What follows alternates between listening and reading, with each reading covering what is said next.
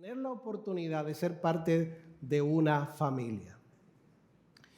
Pero como alguien ha dicho, y como muchas personas pueden también decir, en verdad nadie escogió la familia en la que ha nacido.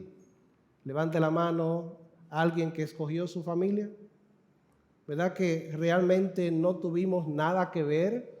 Cuando estábamos en el vientre de mamá o antes de estar, nadie nos preguntó si queríamos pertenecer a un grupo familiar determinado, a un apellido en particular. Nadie escogió la familia en la que ha nacido. Es sin duda una gran verdad. Nadie nos preguntó a cuál familia nos gustaría pertenecer, sino que nacimos y pertenecemos a una sin que se nos preguntase y sin nosotros tener la capacidad de elegir. Ahora, si a usted y a mí me hubiesen preguntado a cuál familia, a cuál apellido le gustaría a usted formar parte de ese clan familiar, es muy probable que desearíamos la de un apellido sonoro, la de un apellido famoso o de clase adinerada. Por ejemplo, en el país hay muchas familias, muchos apellidos muy conocidos y de gente de mucho dinero. Podríamos mencionar, por ejemplo, a los Vicini, a los Rizek, a la familia Corripio, a la familia Bonetti, a la familia Grullón, la gente del Banco Popular, a los Rainieri, a los Estrella o la de Abinader. O quizás escogeríamos una de las más importantes monarquías de Europa como la familia real de Inglaterra. Y yo creo que nadie querría ser, y perdonen la expresión, hijos de machepa, como decimos nosotros popularmente, ni pertenecer a familias como las que se encuentran actualmente en la Franja de Gaza, azotadas por una guerra que ellos no buscaron. Pero yo quiero mostrarles a través de la palabra de Dios una familia a la que sí podemos nosotros escoger, en la que nuestra decisión es importante para formar parte de ella. Es la familia de Jesús, el Hijo de Dios. Las relaciones familiares biológicas no se basan en una elección o en una decisión personal, pero ser miembros de la familia de Dios sí. Y yo les invito a que, puesto de pie, por favor, leamos la palabra de Dios en el Evangelio según San Marcos, el capítulo número 13, el versículo número 31.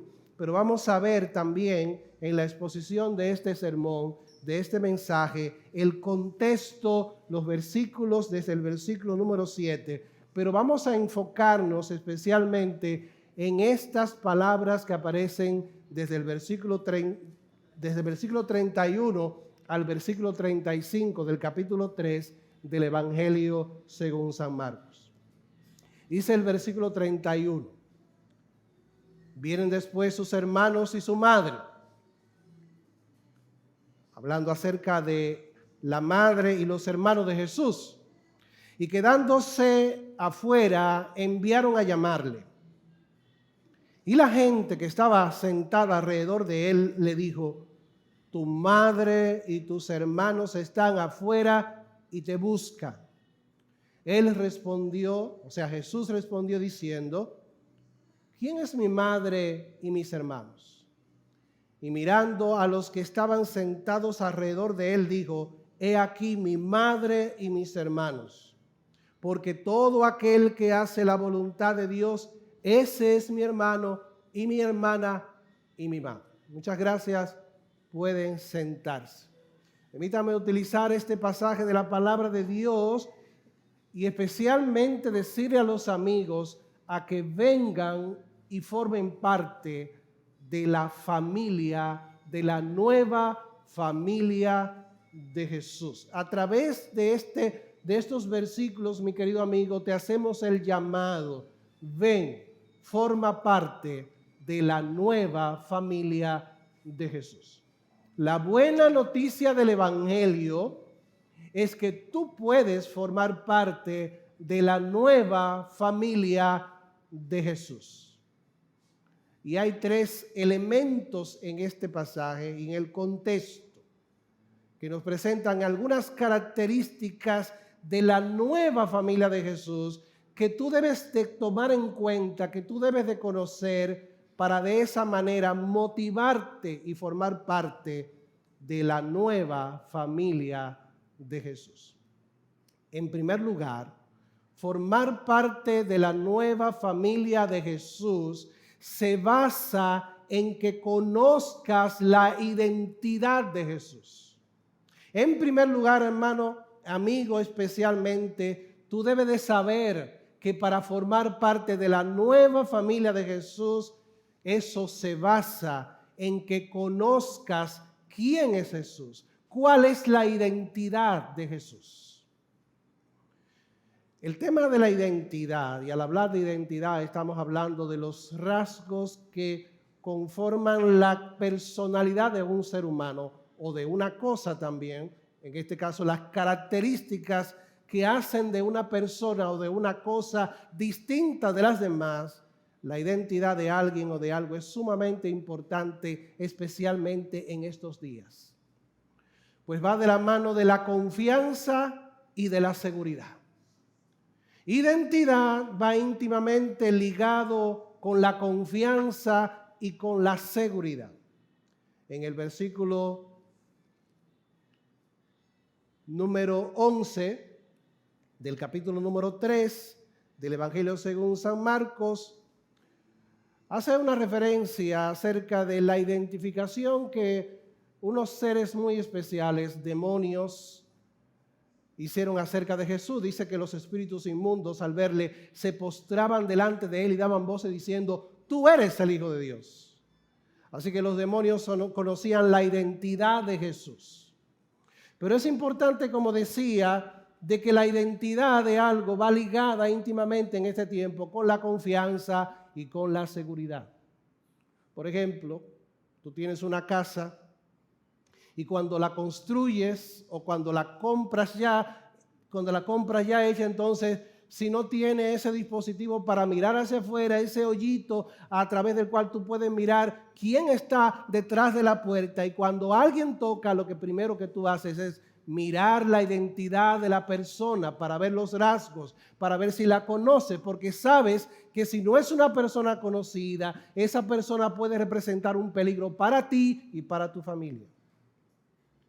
Y no es por esto, por un asunto de seguridad también y de confianza, que colocamos verjas alrededor de nuestras casas y aseguramos las ventanas y las puertas de la casa con el propósito de que si llega alguien y si no lo identificamos de una manera plena, nosotros nos aseguramos de que esa persona no puede entrar a nuestra casa.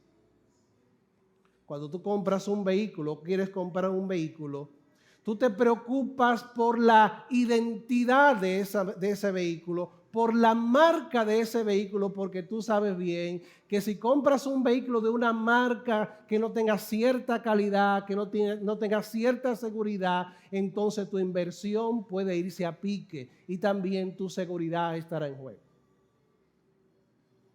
Jesucristo relacionó la idea de confianza y también la idea de seguridad con su identidad. En una ocasión, él conversando con la mujer samaritana, una mujer de Samaria, en el capítulo 4 del Evangelio según San Juan, cuando el Señor Jesucristo se acerca a ella, que él está sentado cansado en el pozo de Jacob a mediodía, entonces él le pide de beber: dame de beber.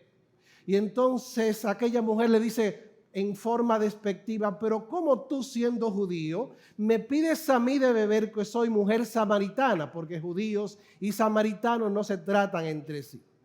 ¿Cuál fue la respuesta de Cristo, estimado amigo? Cristo le dijo a ella: si conocieras el don de Dios y quién es el que te dice dame de beber, tú le pedirías a él y él te daría agua viva. Es decir, la confianza de esta mujer para pedirle a Cristo el agua viva estaba íntimamente ligada con la identidad de Cristo, con quién es Jesús. Por eso Cristo le dijo: si tú conocieras el regalo de Dios y si tú conocieras quién es el que te dice dame de beber, tú le pedirías y Él te daría agua viva. En el capítulo número 14 del Evangelio según San Juan, Cristo le había hablado a ellos de la casa de mi Padre, donde hay muchas moradas en las cuales vivir. Y más adelante el Señor Jesucristo le dice, y sabéis a dónde yo voy y sabéis el camino. Uno de sus discípulos, llamado Tomás, le dice al Señor, Señor, no sabemos a dónde vas. ¿Cómo podemos, pues, saber el camino? Y Cristo le dice entonces las famosas palabras del versículo número 6. Yo soy el camino, yo soy la verdad y yo soy la vida. Y nadie viene al Padre sino por mí. Y esas palabras, esas declaraciones de Cristo nos hablan de la real y verdadera identidad de Jesús, el Hijo de Dios. En el capítulo 11, cuando las mujeres, esas mujeres, las hermanas de Lázaro, estaban desconsoladas llorando por su hermano, Él le dice a Marta, tu hermano resucitará. Y Marta le dice, yo sé que Él va a resucitar en el día de la resurrección final. Y Cristo le dice, yo soy la resurrección y la vida. El que cree en mí, aunque esté muerto, vivirá. La identidad se relaciona con la confianza. Mi amigo, porque el sólido fundamento de la fe de una persona tiene que ser el Señor Jesucristo. Y es verdaderamente el Señor Jesucristo.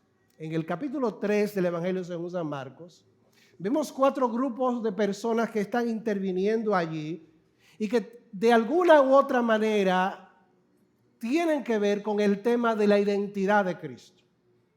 Tenemos a esta multitud de personas en el versículo número 7 hasta el versículo número 10, en el que se agolpan y siguen a Cristo, dice la palabra de Dios, una gran multitud de Galilea y de Judea, de Jerusalén, de Idumea y del otro lado del Jordán y de los alrededores de Tiro y de Sidón, oyendo grandes cosas, las grandes cosas que hacía, grandes multitudes vinieron a Él. Estas personas están interesadas en buscar a Jesús más por lo que Jesús hace, más por lo que Él puede hacer a su favor, pero ignoran cuál es la identidad real del Hijo de Dios.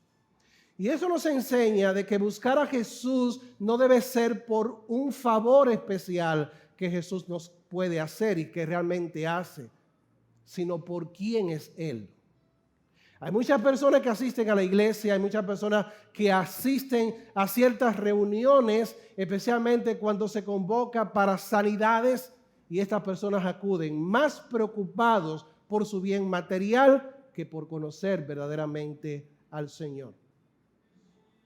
En el caso de los demonios, en el versículo 11, en el versículo número 12, aprendemos de que no es confesar el nombre de Jesús con el propósito de manipularlo. Miren lo que dice el versículo número 11. Y los espíritus inmundos al verle se postraban delante de él y daban voces diciendo, tú eres el Hijo de Dios. Pero esta confesión no le resultaba a Cristo agradable. Versículo 12, mas él les reprendía mucho para que no lo descubrieran. ¿Cuál es el propósito de estos demonios de reconocer que verdaderamente Jesús era el Hijo de Dios y de postrarse delante de Él en reconocimiento de su identidad? El propósito no era una actitud de verdadera fe, porque dice la Biblia, los demonios creen y tiemblan. Más bien, el propósito de estos demonios al invocar el nombre de Jesús era que intentaban controlarlo al pronunciar su nombre divino, procurando con ello impedir la liberación de aquellos a quienes tenían bajo su poder. Y hay gente así.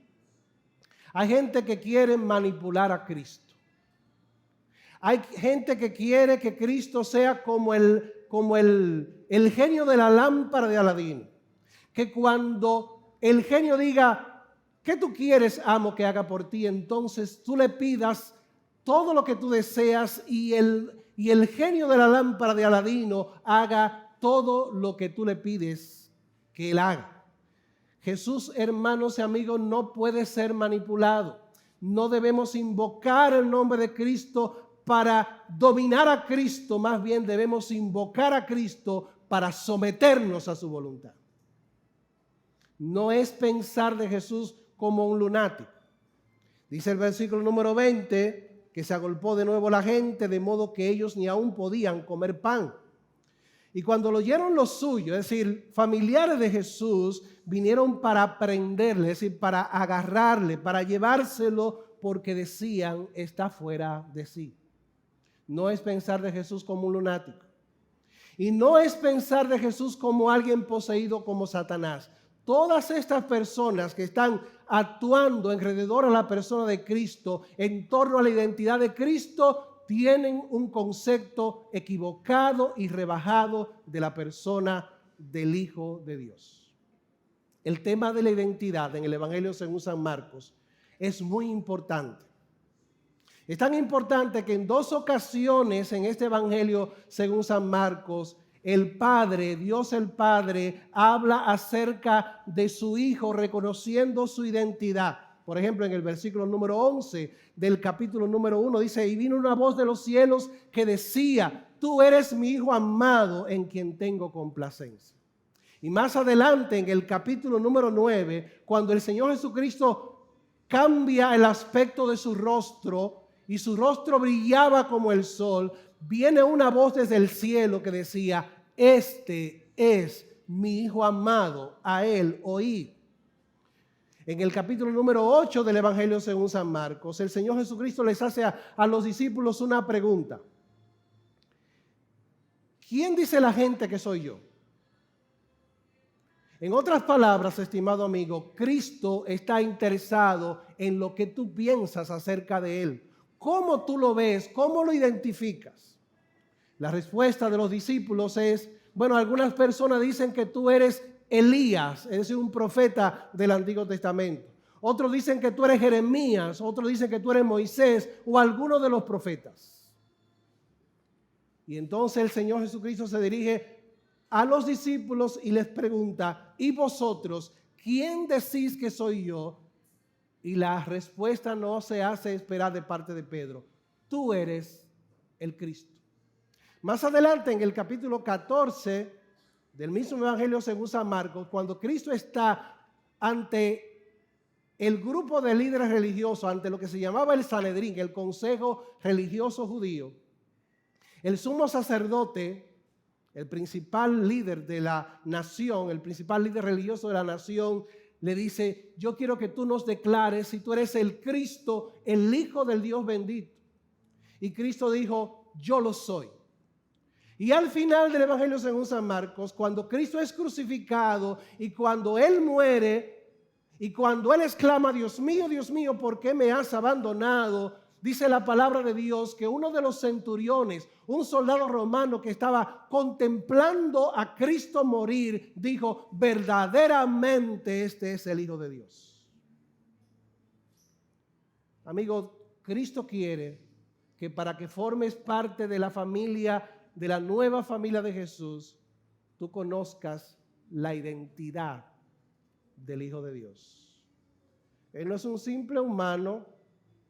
Él es el Dios vivo y verdadero que se hizo humano por nosotros y no se hizo humano por nosotros simplemente para compadecerse de nosotros, sino también para morir en la cruz del Calvario por nuestros pecados y resucitar entre los muertos al tercer día. Hay otro elemento, hay otro detalle que tú debes de saber para formar parte de la nueva familia de Jesús. Y es que se hace realidad por la iniciativa de Jesús. Formar parte de la nueva familia de Jesús que se llama la iglesia se hace realidad por la iniciativa de Jesús. Eso lo vemos reflejado y ilustrado en el capítulo 3, versículos 13 al 19. Es el momento de que después que Jesús sube a un monte para orar, para encomendar la nueva tarea de estos hombres, dice la palabra de Dios, llamó así a los que Él quiso. Llamó así a los que Él quiso. Y más adelante en el versículo 14 dice que estableció a 12 para que estuvieran con Él y para enviarlos a predicar. y que tuviesen autoridad para sanar enfermedades y para echar fuera demonios, a Simón, etcétera, etcétera. Aquí vemos los verbos que ponen a Cristo como el sujeto de las acciones. En otras palabras, Cristo es el que lleva a cabo y el que toma a cabo la iniciativa. Él sube al monte, Él llama así a los que Él quiere, ellos vinieron a Él, Él establece a 12, Él entonces les da autoridad. Cristo toma la iniciativa. Y aunque esto no tiene que ver con salvación en este caso, porque tiene que ver con ministerio, tiene que ver con estos hombres que ya eran creyentes, excepto Judas Iscariote, pero nos ilustra la verdad de las Sagradas Escrituras, de que Dios toma la iniciativa en la salvación, de que Dios va delante del pecador, de que Dios es el que tiene el propósito, de que Dios es el que tiene un plan y Dios es el que llama y el que busca al pecador. Este llamamiento crea una distinción entre los que no siguen, entre los que lo siguen desesperadamente en busca de sanación, aquellos que solo han quedado atrapados en el espectáculo de estos extraños acontecimientos y los que están convocados a seguirlo como discípulos con una tarea específica. Yo quiero resaltarte, mi querido amigo, que tú veas los ingredientes, los que forman parte de este grupo de personas que son elegidas por la decisión soberana de Cristo. Son 12 hombres. Se menciona a Simón, se menciona a Jacobo, hijo de Zebedeo, a Juan, hermano de Jacobo, a Andrés, Felipe, Bartolomé, Mateo, etcétera, etcétera. 4 de ellos eran pescadores. Uno de ellos era cobrador de impuestos. Otro era revolucionario. Y 6 de ellos no se menciona absolutamente, no se menciona mucho en el texto sagrado. Lo que queremos significar con esto es que Cristo llama a personas sencillas, de diferentes ocupaciones, que Cristo incluye dentro de su familia a una amalgama de personas de diferente procedencia. Y yo espero que en esta noche tú seas una de esas personas que vengan a formar parte de la nueva familia de Jesús. Ahora vemos el propósito aquí de este llamamiento por la iniciativa de Jesús. El llamamiento que Cristo te hace, estimado amigo, es para que estés con Él, es para que lo sigas a Él, es para llegar a ser como Él y para que le sirvas a Él. El texto lo dice claramente, que tuvieran autoridad para sanar enfermedades y para echar fuera demonios y para que estuvieran con Él. Estar con Jesús es tener comunión con Jesús. Y el pecado nos separa de esa comunión, el pecado nos aleja de esa comunión, el pecado produce una división entre nosotros y Dios. Cuando Jesús nos llama y nosotros respondemos al llamado de Dios por la gracia de Dios y por el poder del Espíritu Santo, entonces esa pared es derribada y entonces tú vienes a tener comunión con Cristo para que estés con Cristo, para que sigas a Cristo, para que seas como Cristo y para que sirvas a Cristo. Con eso te estamos diciendo de que aunque la salvación es gratuita, la vida de discipulado es costosa. Así que Cristo nunca escondió las demandas del discipulado. Se cree y se entra por la gracia gratuitamente por medio de la fe, pero para formar parte de los discípulos de Jesús.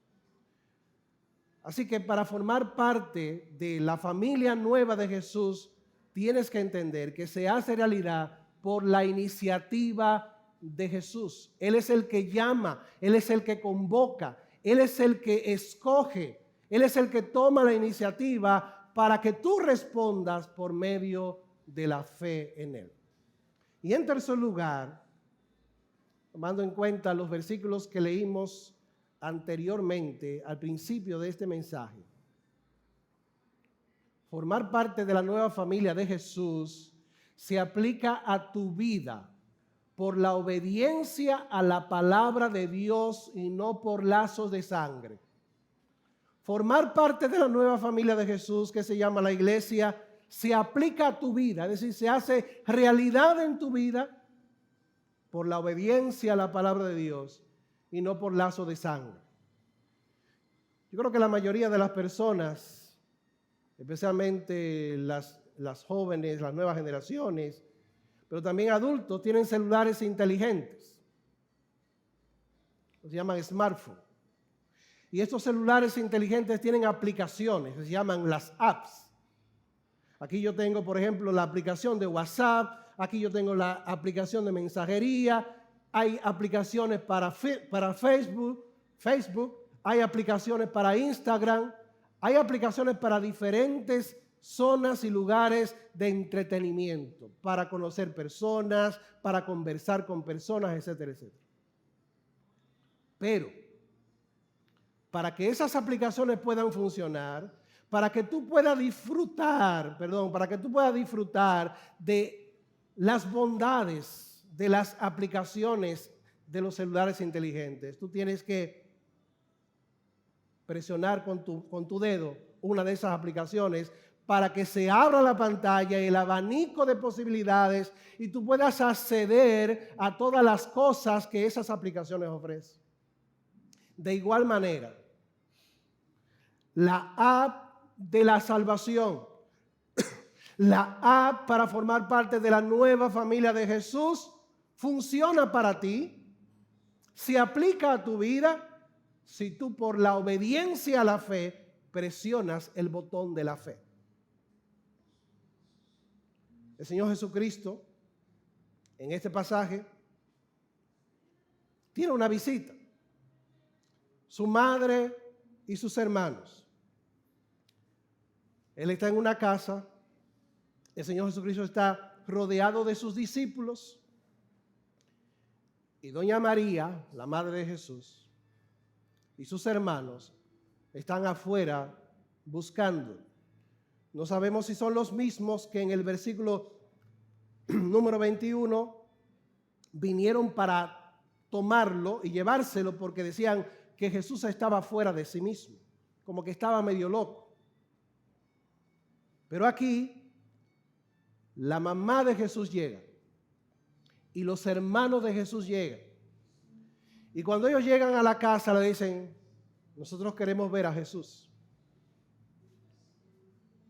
E interrumpen a Jesús y le dicen, aquí tu madre y tus hermanos te buscan. Y entonces dice el versículo 34 que mirando a los que estaban sentados alrededor de él, dijo, he aquí mi madre y mis hermanos. Porque todo aquel que hace la voluntad de Dios, ese es mi hermano y mi madre y mi hermana y mi madre. Cristo no está menospreciando a su madre, hay que hacer la salvedad. Cristo no está diciendo que los lazos de sangre no sean importantes. Él no está menospreciando a sus hermanos, aunque en ese momento ellos no creían en él. Lo que Cristo nos está enseñando es que la relación final, la relación verdadera, la que cuenta a los ojos de Dios para salvación, es esa relación de aquellos que hacen la voluntad de Dios. Este es mi hermano y mi hermana y mi madre. El círculo íntimo de Jesús está formado por aquellos cuya prioridad es hacer la voluntad de Dios. Y los considera sus hermanos, hermanas y madres. Sus parientes biológicos que lo mandan a llamar y lo buscan, se oponen a la voluntad de Dios sin entenderlo y se quedan por ello fuera del círculo íntimo de Jesús. Pero amigo, Jesús afirma que la vida, según los propósitos de Dios, no viene definida por las relaciones personales dentro de una familia biológica, orientada principalmente hacia la preservación de la línea familiar, de la prosperidad material y del honor. Incluso es posible de que haya personas en esta noche que estén equivocadas, que estén engañadas porque piensan de que porque un familiar es miembro de esta iglesia, ya usted tiene una relación con Dios que no puede ser violentada. Entiende de que la afinidad biológica, la afinidad carnal, la familiaridad sanguínea puede lograr que una persona entre al reino de Dios. O no necesariamente la familiaridad sanguínea. Puede ser la afiliación religiosa o de cualquier tipo. Cristo estableció claramente que los que hacen la voluntad de Dios son su verdadera familia. La devoción final se debe a Dios, que es la cabeza de una nueva familia divina, y hacerse miembro de esta familia es algo abierto para todas las personas, independientemente de cuál sea su raza, clase o género. Así que tú puedes formar parte de la familia de Jesús. El único requisito es que compartan el compromiso de Jesús con Dios. Los que hacen la voluntad de Dios, dice Cristo, son mi verdadera familia. Ahora bien, ¿qué conlleva hacer la voluntad de Dios? ¿Qué conlleva hacer la voluntad de Dios? Bueno, en primer lugar, escuchar la palabra de Dios. Nadie puede hacerse parte y afiliarse a la familia de Dios si no conoce la palabra de Dios. Por eso dice el apóstol Pablo, he aquí que la fe viene por el oír y el oír la palabra de Cristo. En segundo lugar, hacer la voluntad de Dios conlleva creer en el Hijo de Dios, Jesucristo, como Señor y Salvador de tu vida, quien murió y resucitó para salvarte. Dice la palabra de Dios en Romanos el capítulo número 9. Esta es la palabra de fe que confesamos, que si confesares con tu boca que Jesús es el Señor y tú crees en tu corazón que Dios le levantó de los muertos, serás salvo, porque con el corazón se confiesa para justicia, pero con la boca se confiesa para salvación, porque todo aquel que invocare el nombre de Cristo será salvo. Y luego entonces de que tú creas en el Hijo de Dios como Señor y Salvador de tu vida, quien murió y resucitó para salvarte, empezar el camino de la obediencia con la ayuda del Espíritu Santo que recibe todo aquel que cree en Jesús. Ahora, finalmente yo quiero que volvamos a las palabras que Jesús respondió a aquellos que le dijeron, he aquí, Señor, tu madre y tus hermanos están afuera y te buscan. Recuerden las palabras de Cristo. ¿Quién es mi madre y mis hermanos? Y señalando a sus discípulos dijo, he aquí mi madre y mis hermanos, porque cualquiera, señalo esta palabra, cualquiera que hace la voluntad de Dios, este es mi hermano y hermana y madre. ¿Usted escuchó bien, estimado amigo? Dice Cristo, cualquiera. Eso incluye, no importa que sea tu edad, no importa tu color de piel, no importa tu nacionalidad, no importa tu posición social ni tu condición moral. Cualquiera puede ser usted. Cualquiera puede ser tú, mi amado amigo. Te llames Pedro, Rosa, María, Juan, como quiera que te llames, hoy puedes venir por medio de la fe en Jesús a formar parte de su gloriosa familia espiritual. Se cuenta una vez, y esta anécdota la he relatado en otras ocasiones, así que los que la han escuchado, sepan que hay otros que no la han escuchado. Se cuenta una vez de un famoso equilibrista francés llamado Jean-François Gravelet. Un equilibrista es de esas personas que se suben sobre una cuerda delgada que está colocada de un lado a otro y van cruzando a pie juntillas desde un extremo al otro extremo.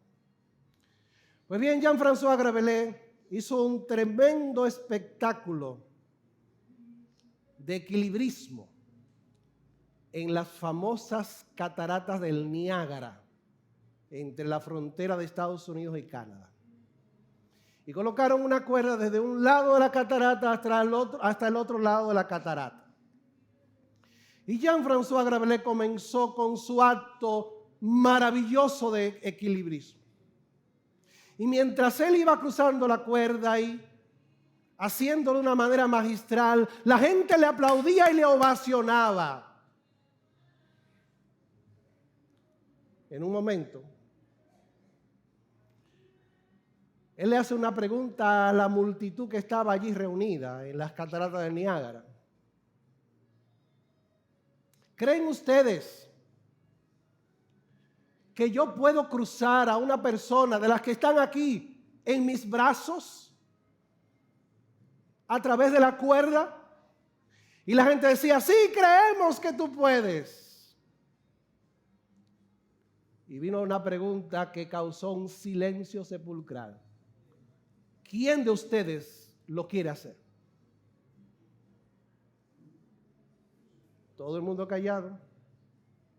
Menos alguien de la multitud que creyó en este hombre y se colocó en los brazos del gran equilibrista Jean-François Gravelet. Y este hombre con la maestría, la destreza y la habilidad que tenía, lo tomó entre sus brazos, lo cruzó por la cuerda y de esa manera lo llevó sano y salvo al otro lugar.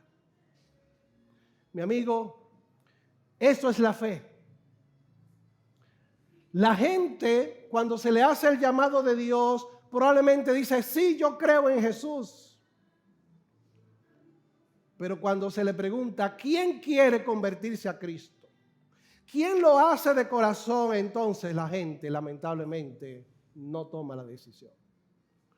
Y mi amigo, tomando esta ilustración como base para nuestra exhortación, déjame decirte, arrójate a los brazos de Cristo, entrégate a Cristo, dale tu corazón a Cristo, ríndete a Cristo en esta noche, cruza la cuerda por medio de la fe en Cristo Jesús y serás salvo. Ven a formar parte de la nueva familia de Jesús. Quiero que se pongan de pie y vamos a orar.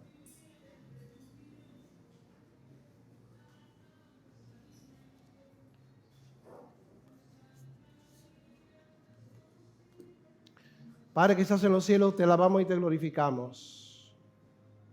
Te bendecimos y te damos las gracias por tu palabra. Y te damos las gracias, Señor, por el privilegio de formar parte de tu familia a través de la fe en Cristo. No porque seamos buenos, no porque seamos merecedores, sino porque Él nos llama. Y por tu gracia nosotros somos salvos. Oramos, Señor, para que amigos en esta noche crucen, se arrojen a los brazos de Cristo y se entreguen a Él. Concédenos, Señor, si es tu gracia, si es tu voluntad, esta petición. En el nombre de Jesús.